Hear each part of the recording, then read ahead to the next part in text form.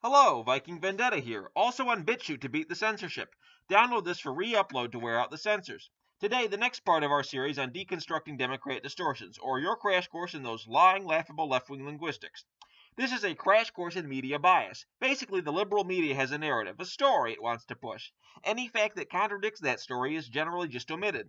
And the reason they hate Fox News, InfoWars, and Breitbart is because sources like these force the issues that are bad for the Democrats to be covered.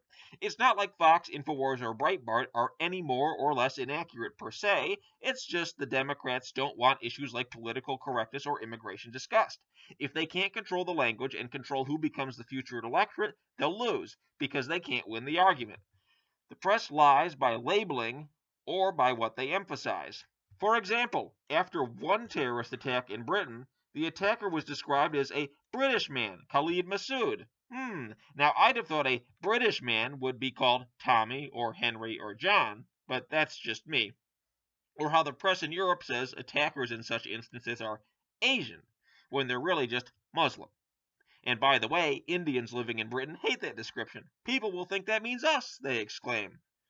Or, in American examples, if a crime is committed by a conservative, that detail will be in or near the headline. If done by an immigrant, particularly an illegal immigrant, that detail will be buried deep in the text if it is mentioned at all. After all, illegal immigrants can only be valedictorians and doctors. Couldn't possibly be criminals, oh no. Or for another one, during the last 3 years of President George H.W. Bush, the press ran twice as many stories on homelessness as in the first 3 years of President Bill Clinton.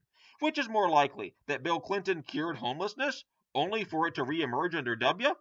Or that the press is playing favorites?